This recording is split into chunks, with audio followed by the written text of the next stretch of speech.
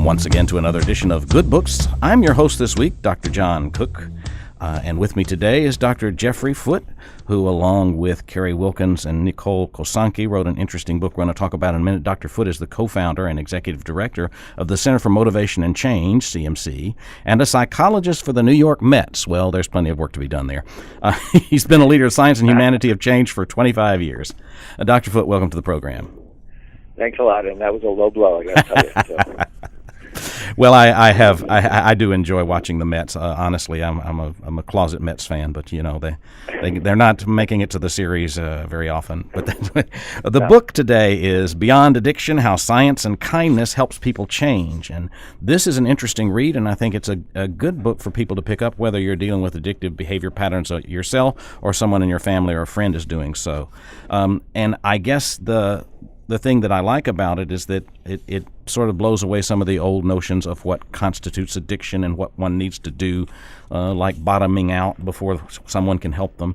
I guess the first thing I'd like for us to emphasize is something you mentioned a couple of times, and that is that most people quit on their own, don't they? Well, they do. It's a funny thing. Most of the people who ever have substance problems never come into treatment.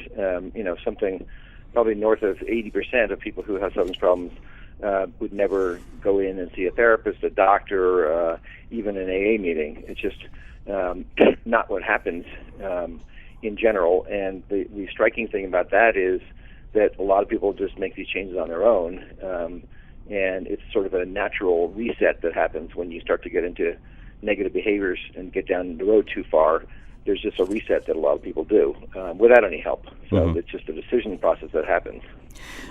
You mentioned in a footnote that substance use or substance abuse is shorthand for addictive disorders and compulsive behaviors, but that includes drugs, alcohol, and binge eating, but it also includes shopping and gambling and internet pornography. Sure. Yeah, all sorts of compulsive behaviors that people get involved with are in that list. Now, the CMC, the Center for Motivational Change that you've co-founded and are executive director of, you say you built that practice on optimism, not because it made you feel good, but because it worked. Right. Yeah, I mean that's the whole point of the subtitle of Beyond Addiction, the subtitle of How Science and Kindness Help People Change. It's not just a bunch of scientific findings, and it's also not just being nice to people. It's the mixture of those two things that is actually turns out to be most helpful. So, in this field of helping people with substance abuse issues, we've lived for many years in this country with probably 50 or 60 years with a type of model and a type of understanding of these problems that has turned out to have some truth to it and some not so true things about it. And what we do know over the last 30 and 40 years of studies is that there are a lot of ways to help people, in particular a lot of ways to help people make decisions that are better for themselves and help facilitate changes in motivation.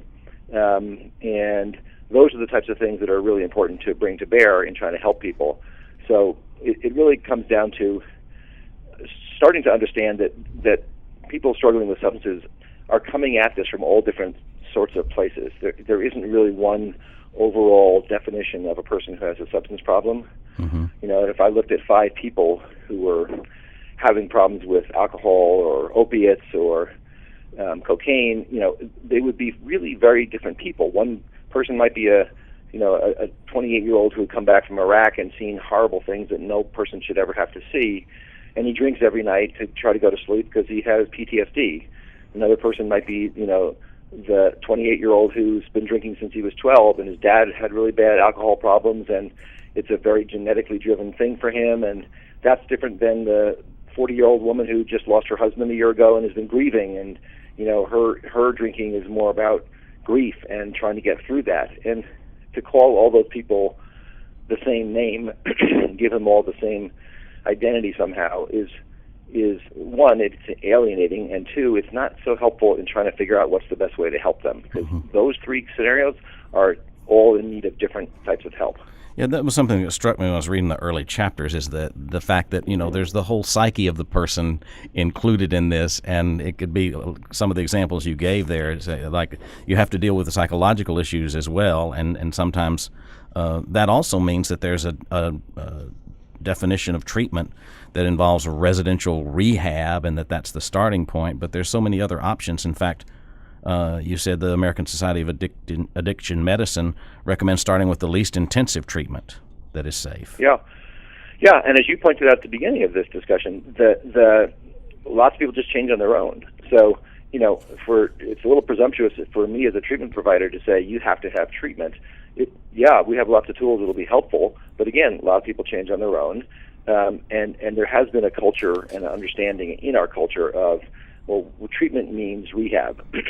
And that's just not the case. I happen to be sitting at our rehab right now that we opened a month ago, and it's a wonderful facility, and we do really good work here, and we do evidence-based treatment here, and we think we're doing a really great job. A lot of people do not need rehab. And they certainly don't need it as the first stop on the train. Mm-hmm. So, if you can start with somebody at a place that's going to be most engaging for them, and say, invite them in to start to make some changes, you're much more likely to be helpful to them than if you say, you need to do the most intensive thing, and you need to go away for a month, and you need to leave your job, and you need to risk losing your job, and wow, that's a steep mountain to climb. And it's one that a lot of people say, forget it, I can't do it, or won't do it. And then they don't get any help. Mm-hmm. So that is one of the ideas that if you can offer people options and really help them engage in something, you've gone a long way towards helping them. Mm-hmm. And let's bring in the psychological and psychiatric component. Cognitive, behavioral, and motivational approaches could treat substance abuse like any other human behavior, you say, and that we have to have an understanding of the brain and what options are available, because just because somebody stops whatever substance they're abusing doesn't mean that they've taken care of all the underlying disorders. Well, that's right, and so that's a whole mix of things in there, right, which is including psychiatric problems people may have, anxiety, depression, trauma. Those are big, heavy hitters for people, regardless of whether they have substance problems. So if you can't or don't address those as part of helping someone, you're really going to miss major portions of why they might go back to drinking or doing cocaine or using opiates or whatever it is they're doing. And the other part, as you said, in the psychological part of this, is really helping people with motivation. And motivation is such a central part of change for any behavior. I think I need to lose some weight and I'd like to get back to the gym. Well, is that a problem about gym equipment? No, it's a problem about my motivation to sustain that, and am I going to stick with it, or am I doing it for 3 days after New Year's or after Thanksgiving, and then I kind of peter out pretty quickly. That's not a psychiatric problem, that's not a compulsive behavior problem. That's just a motivational problem. Mm-hmm. And so one of the things that's one of the leading evidence-based treatments, and by evidence-based I mean treatments that have been shown over and over again in clinical trials to be very effective. One of the leading treatments there are motivational approaches, something called Motivational Interviewing, developed by a guy not that far down the road. I guess the space is pretty far apart out there in Texas, but over in University of New Mexico, a guy named Bill Miller years ago just started developing an approach called Motivational Interviewing, and it's really a way to help the person who's struggling decide to make these changes for themselves and really think about it in a way that's meaningful for them. Because what we also know is that if everything's imposed from the outside, the change doesn't really stick. It doesn't last for very long. Someone's shouting at you, you better change. You might get them to budge an inch, but you're not going to get them to budge much further once you turn away. Mm-hmm. So motivational approaches are really geared towards helping collaborate with the person so that they'll want to stick with it. They'll come to feel it's important for them as opposed to it's important to other people. Mm-hmm. Yeah, I'm usually you made reference to the New Year's resolution syndrome, and I remember laughing out loud when I read that part. As anyone who's made a New Year's resolution knows, they don't always last very long. No. But the craft method is something y'all emphasize that maybe not everyone is familiar with. This is a community reinforcement approach that began in the 70s, and it really has some principles that you apply throughout the book that I think provide a lot of hope for folks. Yep, they really do. And not only have a lot of people not heard of it, it's something that we do training with psychology graduate students every year, probably 25 of them. We have them go through a mini course over the course of 5 weeks and train them in some evidence-based treatment approaches. And every year we ask them, how many of you have ever heard of craft, which is what we wrote Beyond Addiction about. That's what Beyond Addiction is talking about, is craft. Mm-hmm. And every year, it's usually one person or 0 people have ever heard of this. And these are people who are in mental health and who are getting trained. So it's not only unknown to the general public, but it's unknown to lots of people. And I think that's partly because it's so different than how we understand addiction problems in our culture. I'm used to the phone call from a wife who says, my husband's drinking too much and he won't stop and it's wrecking our family and what should we do? If you ask most people in the culture, whether they're mental health providers or they're just people walking down the street, they're going to say, well, let's see, I'd say you probably have to do an intervention, because we've all seen intervention on TV and lots of door slamming and crying and drama. Mm-hmm. Or they'd say, you should go to Al-Anon and you need to step away and you need to detach. That's part of the Al-Anon 12-step message is detach with love. And what we know about that is if you detach with love, it does help the person who's detaching. It does help their mental health, decreases their depression, decreases their anxiety, helps them get back on track, which is great. That's a very important thing. But what we know now from studies about craft is that you can do both. You can both take care of yourself, improve your own mental health, and stay connected and help your loved one. And that's the thing that's a real change, is you can do both of those things. And I got to tell you, that's a message for most family members, and especially if you're talking about, for instance, like parents of adolescents, that resonates with them and it makes more sense to them. When you tell most family members you need to step away, it doesn't make a heck of a lot of sense to them. Right. And then they've been told for years, if you stay connected, you're enabling and you're codependent and all these labels that we fling at people. And it turns out that you can stay connected and not be enabling and not be codependent. You can stay connected in a very positive way and have a huge impact. And families, this is another piece of information that we have now from 30 years of research. Families can have the biggest effect of anybody because they're around. They're around 24/7. They know the person inside and out, and with some training and with some help and with some guidance, they can be a hugely positive force in helping change happen. And that's what the book is about, is helping families understand this and giving them the tools to make those kind of positive changes. Yeah, and you just addressed the thing I was going to ask you about next, about the problems families face is a deficit of skills, not a disease of codependency. And I think so often, and I've had experience in my own family and with friends with interventions and all of that dramatic stuff, and it didn't feel right at the time. So let's talk a little bit about what you offer here. The first thing you say is a new perspective on why your loved one does what he does with regard to addiction. Mm-hmm. Yeah, that's one of the things we start with people, just because, when you're a family member and this stuff is starting to happen, it's hell. I mean, it's, you're going through a whole series of emotions. Families end up feeling guilty that somehow they could have prevented this, or really angry because of the lying and hurtful things that are going on, or frustrated that they don't know where to turn next to for help because it's a confusing issue at that point. And I think one of the big ones is shame. Family members feel a lot of shame, which is just adding insult to injury, and just an extra burden on top of everything else they're trying to deal with, is that they somehow feel that burden of shame, that their husband is a heavy drinker and is wrecking things, and that's a shameful thing. So families are kind of been knocked down by a lot of those emotional responses, and for them to understand as a starting point that, this is something I say to clients all the time when I first meet with them, you're not using cocaine, you're not drinking because you're crazy. You're drinking because it gives you something, because it reinforces you, because you can then socialize with your coworkers after work, and otherwise you feel too timid, or you feel too jammed up to really be funny anymore. It might help you with depression. It might help you with anxiety. It might help you go to sleep at night. It might help you feel like the life of the party. Those are not crazy things. Those are things that are just positive reinforcements for the person in terms of why they're using a substance. And for family members to start to understand that, it really helps them not view their husband or their child or whoever it is with hostility or take it personally as much, and realize, right, this is just a behavior that they get something from, which is a very powerful behavioral concept, because it then leads to a whole series of things that you can start to think about differently. From craft, what we then talk about is what else could be reinforcing for that person? What else could be fulfilling for that person?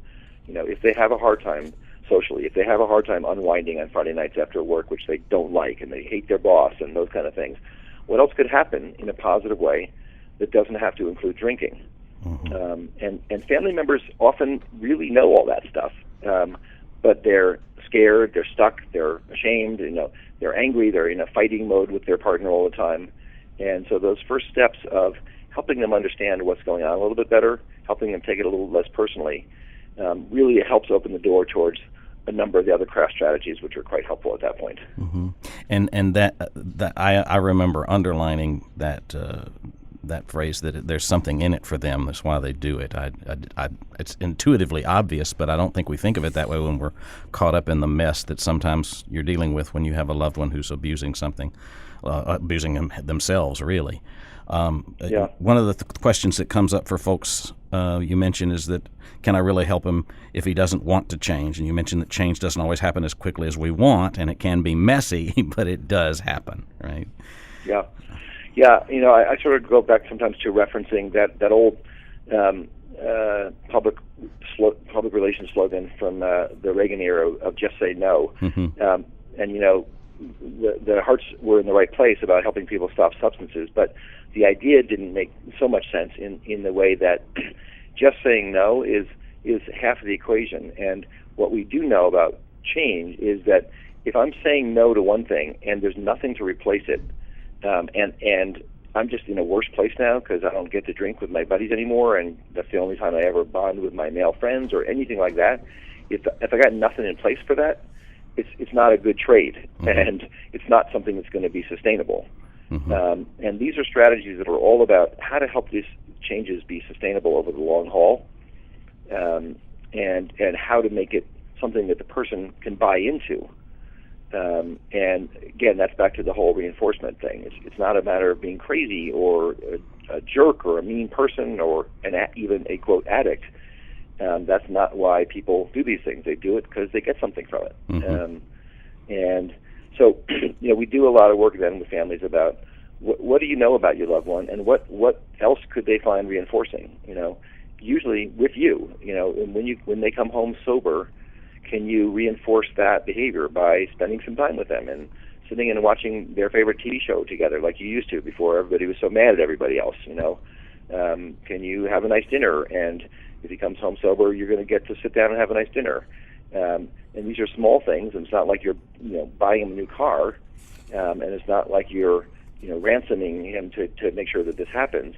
You're just trying to introduce back in through these small acts and acknowledgments of positive behavior, that when positive things happen, you're available, and you're going to appreciate those things. And when negative things are happening, you're going to step away and not reinforce those things. Right. Yeah. It's simple, but it's very powerful. Yeah, that's great. At some point, you said for something to shift, it has to be worth it to the addict to change. But the difficulty is that change doesn't happen like in a straight line. It isn't some step-by-step process. And you mentioned some of the stages of change: resistance, willingness, learning and progress, and then frustration and setbacks and more willingness. You just brought up the idea that was in one of your case examples of a guy who liked to fix dinner for his wife every night. And if she was already intoxicated, well, they'd argue, and she'd take her tray into the living room and sit by herself and sulk. But he learned to wait till she got home to prepare dinner for her to see if she had been drinking. If she hadn't, then he made a nice dinner for her, and they enjoyed it together. If she had, then he did something else instead of preparing her dinner. Right, and that something else was not get in a fight with her. Right. Yeah. Because that's the thing that's very difficult to step away from. Because you're disappointed. You wanted to have that nice dinner, and then, damn, that person is drunk again. But that's part of what the training and the kind of thinking through this these issues is important for, which is that no one taught you this in college or in high school, how to deal with a intoxicated spouse or somebody who's struggling with substances. That's not something we talk about a whole lot. Mm-hmm. So why would you expect that you would know how to have these kind of interactions and work in this way just without learning anything new? So it is a skill set to kind of start to learn and work with your own emotions, and a big part of it also is, it's one of the 4 or 5 main elements of craft is taking care of yourself also. Mm-hmm. And that is one of the overlaps with something like Al-Anon, which is the message of self-care. Mm-hmm. This is a hard thing to go through, having a close loved one who's struggling. You're worried, you're upset, all those emotions, and you're trying to do the right thing. And one of the things that often gets missed there and lost in that whole process is taking care of yourself. Mm-hmm. We use, I think in the book, we use the analogy of the oxygen mask in the plane. If we're losing oxygen in the plane, the first thing they tell you is put on the oxygen mask for yourself. Because if you don't, you're going to pass out, and then you're not going to help your kids or the people around you. And you'll be of no use. So you have to do self-care, especially if you're going to be in this for the long haul. You can't neglect yourself. You have to put that on the table also, even though it always feels like an emergency to pay attention to the other person. I can't go out on Friday night with my husband because then my kid is going to get high again. Mm-hmm. Right. So if you're on duty 24/7, you're going to run out of gas. Mm-hmm. Well, that idea of taking care of yourself that AA does apply also has different versions, like tough love and detaching with love, and so they're really encouraging you. The only thing you can do is step away from the addict if they won't quit, and that's really not the approach that Craft is taking here about how you can help. No, it's really the opposite, and it's I have to say we're doing a whole national training with parents to be coaches for other parents. Mm-hmm. We're doing that with the partnership at drugfree.org, and those parents, when we discuss these craft approaches with them, are so grateful and so happy that this is finally something that they're hearing about, because all parents have ever heard is tough love, and it's just a brutal thing to go through with your kid. You're going to have to move out. We're not going to help you anymore. I mean, it's just a terrible place to get to. It doesn't mean that that's not the final step sometimes of setting limits, because setting limits and learning what those are is really important. But it does mean that there's a ton of stuff between here and you have to move out that can be really useful, and a lot of that is very positive stuff. It's the positive reinforcement for positive changes that occur. That's really very powerful. And this is from the work of Bob Myers, and he's the one who developed this out of the University of New Mexico, the craft approach back in the early 90s, and it was such a change in how we even go about dealing with this as family members. There's been a number of clinical trials now comparing craft, and again, craft is what we talk about in Beyond Addiction, but craft is an approach for families. It's not an approach for the person who's struggling with the substances themselves. It's a way of working with a family whose loved one doesn't want to get any help and mm-hmm. says, "The heck with you people, I don't have a problem, you have a problem." And that's pretty common. And so this is just working with the family to help them interact in a different way with their loved one.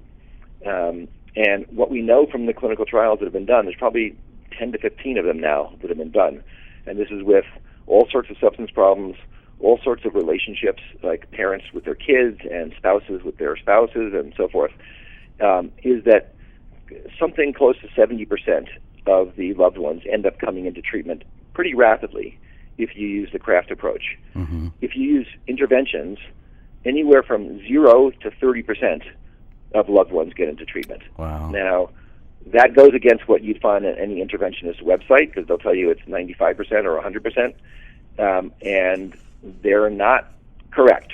When you compare apples to apples and really look at it in a level playing field of a clinical trial, what happens is the rates are really quite low for interventions. And if you think about it, it's part of what the whole issue is about motivation, which is we're talking about an approach that's inviting some change and is changing what happens in our household to be much more positive, rather than cracking you over the head and saying the car's outside waiting to take you to rehab and you have no choice. When you give people no choice, you don't get a lot of good things happening. And again, it's not that you can't force them to take that first step, but it's the step 2 through 150 that you really want buy-in.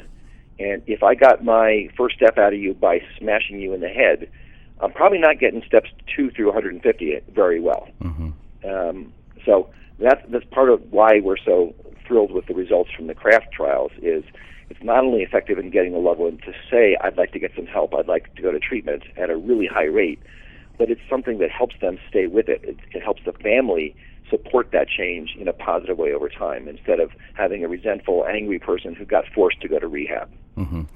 This book is full of research and great guidance, and we only have about 4 minutes left, but I wanted to emphasize the hope you give to folks who are trying to do something right now. And a couple of things you say, maybe say a few words about. One of them is that your loved one isn't crazy nor a bad person, and the other is that traditional notions of addiction give you two options. They're either addicts or they're not. And if you could address that for just a moment, I think that's an important one for all of us who've ever dealt with someone who we thought was addicted. Yeah, sure. It's sort of back to what I was saying earlier, which is that you really, one size really doesn't fit all, and you really have, whether we can diagnose someone as having a substance dependence problem or not, or call them an addict or an alcoholic or not, it really comes down to the individual and what else is going on for them.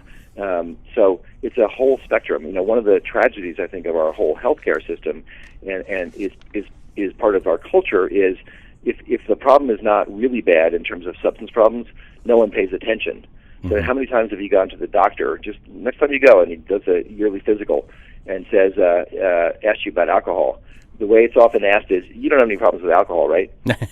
So what are you going to say? No, hold it a second. I just wanted to tell you I really have really bad problems with alcohol. Right. It's kind of a bad setup, and it's not inviting anybody with any problems at all to answer, yeah, I do have a problem. And we have tons of people with problems. We've got 25 million people in this country who are diagnosed with dependence or abuse. That's a ton of people. We know there's another 5 people who are affected directly by that kind of problem in their lives, so that's a huge number. But even beyond that, we have a ton of people with just what you would just call problems, alcohol problems. That's not a diagnosis. It's just, 3 nights a week I drink 4 or 5 drinks, and I'm really hungover, and once a month I'm late for work, and I'm real grouchy with my kids, and it's not the end of the world. But it would be nice to get a little help for that and get some suggestions about how you might do that a little bit differently. But that's not dependence, and that's not being an addict. So there's a whole spectrum, and even within the group who are really, really struggling, as I was saying earlier, one of those guys got there through trauma from the war. One of those guys got there because his dad has really bad genes. One of them got it because, bad things have happened in my life recently. One of them got it because my wife drinks a ton, and I just try to keep up with her. So those 4 people need different things and can't really all be described the same way, even if they were all dependent on alcohol. And it's just an important thing to understand when you're thinking through, how can I help this person? I need to understand them. They're different than the next guy who came into my office, and they're different from the next family who's trying to help their loved one. They're all different situations. There's just not enough time to cover a book that is this rich, but I am personally endorsing it because I think it was helpful to me because of experiences I've had. And I think whether you're dealing with compulsive behavior of your own or your family members or your friends, this book by Foote, Wilkins, and Kosenki, Beyond Addiction, How Science and Kindness Help People Change, is a good one to take and read. I'm your host, Dr. John Cook. I want to remind you that Good Books Radio is on 4 times a week on KMBH 88 FM. If you miss it there, you can get it on Facebook at Good Books Radio, our page. And we are now underwritten by audiobooks.com, so we thank them for their sponsorship. Audiobooks.com is a service that provides books that you can listen to when you're driving, and they have a try one for free, so give them a whirl. Thanks so much for listening.